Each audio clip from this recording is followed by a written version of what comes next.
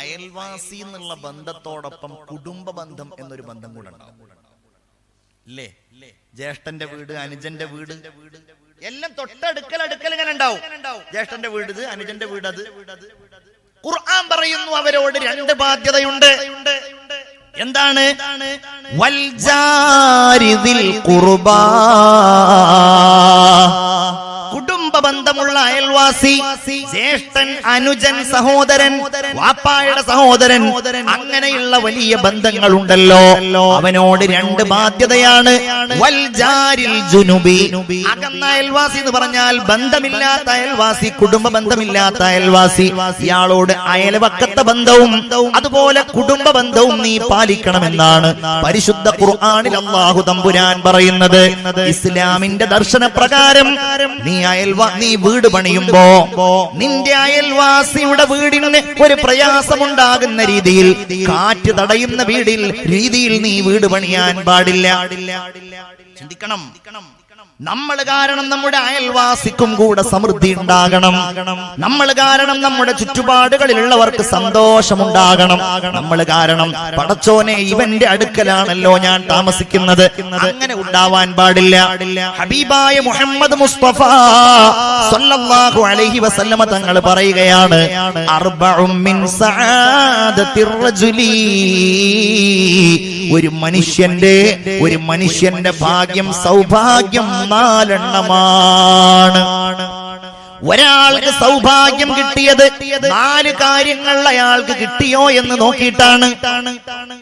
ഇത് ഞാൻ പറഞ്ഞു കഴിഞ്ഞാൽ നിങ്ങൾക്ക് എല്ലാവർക്കും മനസ്സിലാക്കാൻ കഴിയും ഞാൻ ഭാഗ്യവാനാണോ അല്ലേ എന്ന്. ഞാൻ അത്ര നേരം പറഞ്ഞപ്പോഴേക്ക് കുറെ ആളുകൾക്ക് ഉറക്കം വന്നോ എന്ന് ഞാൻ സംശയിക്കുകയാണ്. ഉറക്കം വന്നോ? ഇല്ല, അൽഹംദുലില്ലാ.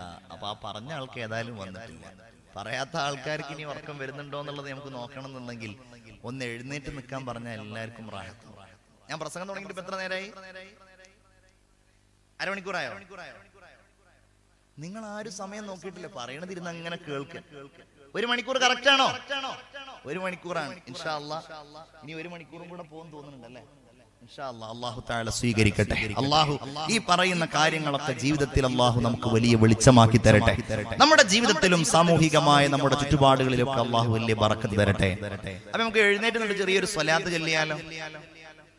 എല്ലാവരും സ്വലാത്ത് ചൊല്ലൂ. തവസ്സൽനാ ബിബിസ്മില്ലാ വബിൽ ഹാദി റസൂലില്ലാ വകുല്ലി മുജാഹിദിൻ ലില്ലാ വഅഹ്ലിൽ ബദ്രി യാ അല്ലാഹ് സ്വലാത്തുല്ലാഹ്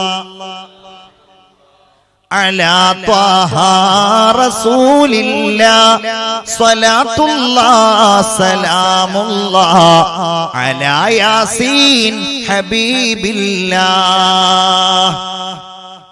ഉറക്ക് അശ്രദ്ധ രണ്ടും പോയവര് മാത്രം ഇരിക്കി. അല്ലാത്തവർക്ക് നിൽക്കാനും സൗകര്യമുണ്ട്, കിടക്കാനും സൗകര്യമുണ്ട്. എല്ലാവരും പോയോ? അൽഹംദുലില്ലാ, ഉറക്കൊക്കെ പോയി എല്ലാരും ഉണർന്ന സ്ഥിതിക്ക് സഹോദരിമാരെ, ഞങ്ങൾ കാണുന്നില്ല എന്നുണ്ടെങ്കിലും നിങ്ങളൊക്കെ അവിടെ ഉറങ്ങാതിരിക്കുന്നുണ്ടാവുന്നതാണ് ഞങ്ങളുടെയൊക്കെ പ്രതീക്ഷ. ഇൻഷാ അല്ലാഹ് ബക്കറ്റുമായിട്ട് നമ്മുടെ സുഹൃത്തുക്കളുടെ അടുക്കൽ. അവരുടെ പേരെന്താണ്?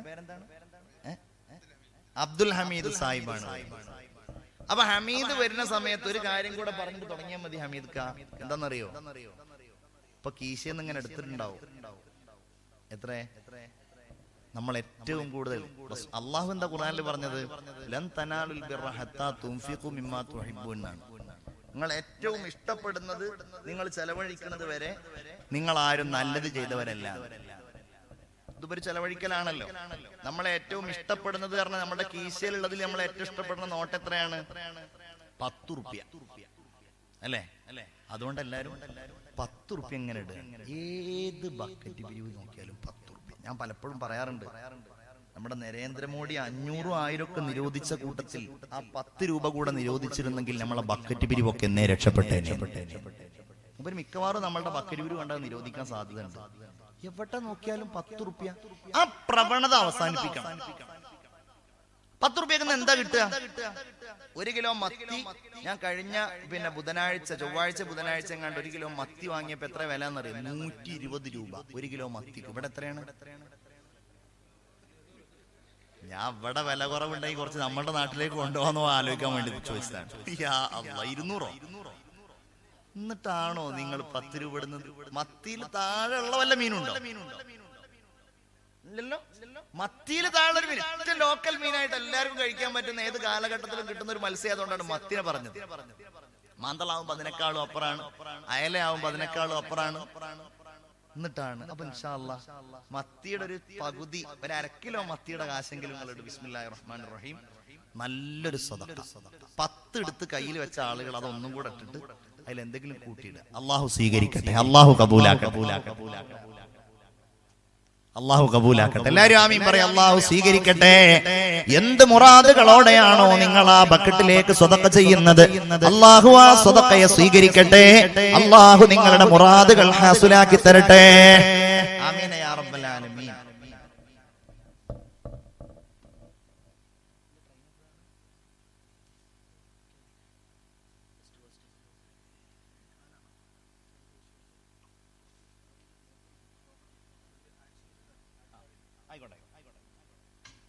അപ്പൊ നമ്മൾ പറഞ്ഞുകൊണ്ട് വന്നത് എന്താ? അപ്പൊ ഞാൻ ഈ ഇത് പറയുന്നതിന്റെ മുമ്പ് എന്താണ് പറഞ്ഞത് നിങ്ങൾ പറയണം. ഞാൻ എന്ത് പറഞ്ഞിട്ടാ നിർത്തിയത്? നിങ്ങൾ ശ്രദ്ധിക്കണം. മാഷാ അല്ലാഹ്, മാഷാ അല്ലാഹ്, മർഹബ. ഇതൊരു ആത്മസുഹൃത്താണ്. അള്ളാഹു ദീർഘായുസ് കൊടുക്കട്ടെ, ആരോഗ്യം കൊടുക്കട്ടെ. എന്തോ ഒരു ഓപ്പറേഷനുമായി ബന്ധപ്പെട്ട് എന്തോ ഒരു കാര്യം പറഞ്ഞിരുന്നു പ്രിയപ്പെട്ട റഹ്മാൻ, റിയാസ് റഹ്മാൻ. അള്ളാഹു തആല എന്ത് ബുദ്ധിമുട്ടുണ്ടെങ്കിലും അള്ളാഹു തആല നിറവേറ്റി കൊടുക്കട്ടെ. നിങ്ങൾ ആലോചിച്ച് നോക്കൂ, ഞാൻ എന്താ പറഞ്ഞത്? നിങ്ങൾ പറയും 4 കാര്യങ്ങൾ ഉണ്ടെങ്കിൽ ഒരാള് വിജയിയാണ്. എപ്പോഴും കേൾക്കുന്ന ഹദീസാണ്, ഞാൻ അതുകൊണ്ട് ചുരുക്കി പറയാം. 1, ഇംറഅത്തുൻ സ്വാലിഹ, സദ്വൃത്തയായ ഒരു ഭാര്യ. അതുണ്ടോ നമ്മൾ വിജയിച്ച ആളാണ്. എന്താണ് എല്ലാവരുടെയും മുഖം മങ്ങിയോ? നിങ്ങൾ വിജയികൾ തന്നെയല്ലേ ഇതില്? അള്ളാഹു തൗഫീഖ് തരട്ടെ, അള്ളാഹു അനുഗ്രഹം ചൊരിയട്ടെ. ആമീന യാ റബ്ബൽ ആലമീൻ. അതോ പണ്ടൊരാൾ പറഞ്ഞതുപോലെയാണോ? പണ്ടൊരാൾ കാര്യമായി വാള് പറഞ്ഞുകൊണ്ടിരിക്കുകയാണ്, ഭയങ്കര വാള്, ഉസ്താദ് ഭയങ്കര വാള്. വാളിന്റെ ഇടയില് ഉസ്താദ് അവറുകൾ വാളൊക്കെ കഴിഞ്ഞിട്ട് ദുആ ചെയ്യാൻ പറഞ്ഞപ്പോൾ ഒരു സഹോദരിയുടെ ഭാഗത്ത് നിന്ന് ഒരു 250 രൂപയുടെ ഒരു സദഖ.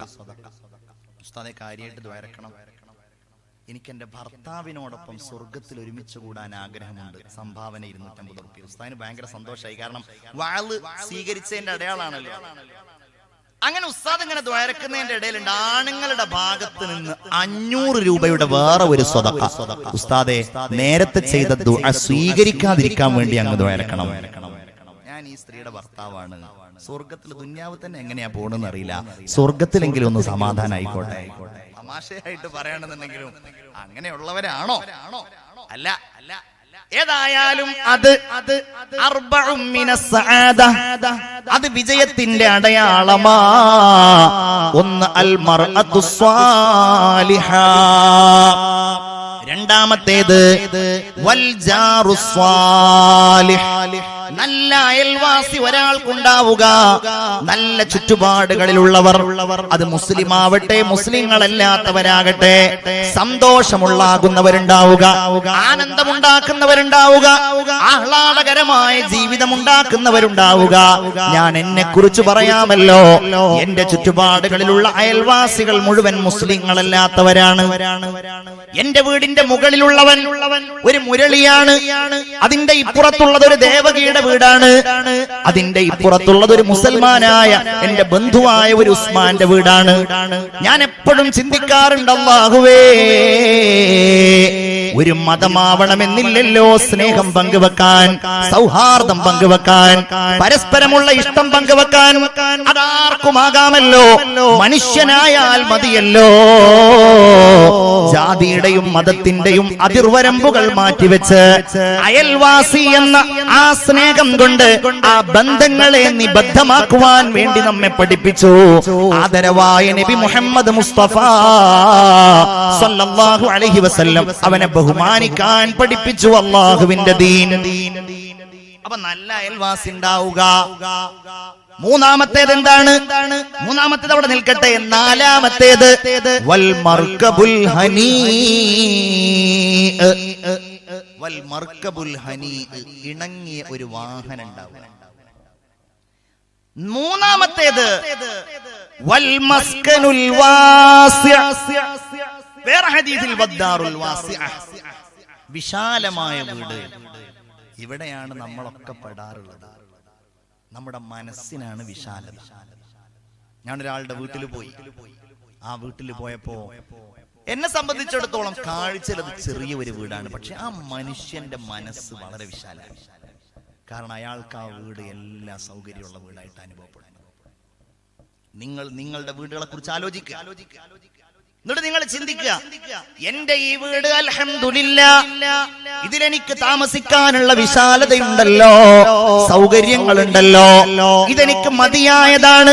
ഇനി ഇതിന്റെ മുകളിൽ ഞാൻ വീട് വെക്കുന്നില്ല, ഇതിനെ ഞാൻ വിശാലമാക്കുന്നില്ല എന്ന് ചിന്തിച്ച് ഉള്ള വീട് കൊണ്ട് തൃപ്തിപ്പെട്ടാൽ റഹ്മാനായ റബ്ബ് അത് വിശാലമായ വീടാക്കുകയാണ്. എന്നാൽ വീടുണ്ടാക്കി ഒരു കൊല്ലം കഴിഞ്ഞപ്പോ റൂമിന്റെ വീതി പോരല്ലോ, സിറ്റ് ഔട്ടിന്റെ വീതി പോരല്ലോ, അതുപോലെ അതിഥികളെ സ്വീകരിക്കാനുള്ളതിന്റെ വിശാലത പോരല്ലോ എന്ന് പറഞ്ഞിട്ട് കടം വാങ്ങിയും ബുദ്ധിമുട്ടിയിട്ടും ഉള്ള വീട് പൊളിക്കാൻ തയ്യാറാകുന്നുവെങ്കിൽ നിന്റെ വീട് വിശാലമായ വീടല്ല. നിന്റെ വീട് നീ വിജയിച്ചതിന്റെ അടയാളം നിനക്ക് കിട്ടിയിട്ടില്ല. വിശാലമായ വീടെന്ന് പറയുന്നത് ഏതാ? ആ വീട്ടിലേക്ക് നിന്റെ പ്രിയപ്പെട്ട ഉമ്മയെ നീ കൊണ്ടുവന്നിട്ടുണ്ട്. നിന്റെ പ്രിയപ്പെട്ട ഉപ്പ അവിടെ താമസിക്കുന്നുണ്ട്. നിന്റെ ഭാര്യ എവിടെയുണ്ട്? നിന്റെ മക്കൾ എവിടെയുണ്ട്? നിന്റെ ഉമ്മാക്കുള്ള സേവനം നീ ചെയ്യുന്നുണ്ട്. നിന്റെ വാപ്പാക്കുള്ള സന്തോഷം നീ ചെയ്യുന്നുണ്ട്. നിന്റെ ഉമ്മാക്ക് രാത്രി ചോറ് പറ്റില്ല, നിന്റെ ഉമ്മാക്ക് രാത്രി കഞ്ഞിയാണ് പറ്റുക. ആ കഞ്ഞിയാണ് നീ ഉമ്മാക്ക് കൊടുക്കുന്നത്. നിന്റെ ഉപ്പാക്ക് രാത്രി ചപ്പാത്തിയാണ് വേണ്ടത്, നീ ആ ചപ്പാത്തിയാണ് കൊടുക്കുന്നത്. അവിടെ അസ്വാരസ്യമില്ല, അവിടെ സങ്കടമില്ല, അവിടെ സംഘട്ടനമില്ല, എല്ലാം അവിടെ സമാധാനമാണ് എങ്കില് ആ വീടാണ് അൽ മസ്കനുൽ വാസിഅ, വിശാലമായ വീട് എന്ന് നബിയുനാ മുഹമ്മദ് മുസ്തഫ സല്ലല്ലാഹു അലൈഹി വസല്ലം സൂചിപ്പിച്ച വീട്. എന്നാൽ ഇന്നത്തെ വിശാലത എവിടെയാണ്? ഇന്ന് എന്തിനാണ് ഗൾഫിൽ പോകുന്നത്? നമ്മുടെയൊക്കെ ലക്ഷ്യം ഒരു വീടുണ്ടാക്കുക എന്നുള്ളതാണ്. എന്റെ പ്രിയപ്പെട്ടവരെ, വീട് നമുക്ക് അനുയോജ്യമായ വീടാകണം. ഒരു വലിയ സമ്പന്നനാണെങ്കിൽ അവന് വരുമാനമുണ്ട് എങ്കിൽ അവൻ ഇഷ്ടമുള്ള എത്ര വലിപ്പമുള്ള അമിതമല്ലാത്തതായിരിക്കുന്ന വീടെടുക്കുന്നതിൽ അല്ലാഹുവിന്റെ ദീൻ ഒരിക്കലും അവനോട് വിലക്ക് പറയുന്നില്ല. എന്നാൽ ഇന്ന് വീടെടുക്കുന്നത് എങ്ങനെയാ? ഞാൻ കഴിഞ്ഞ ദിവസം ഒരു വീട്ടിൽ പോയപ്പോ ആ സഹോദരന്റെ വീട് യൂട്യൂബിലൊക്കെ ഉണ്ട്, അവന്റെ വീടിന്റെ ഹൗസ് വാമിംഗ് ഉണ്ട്.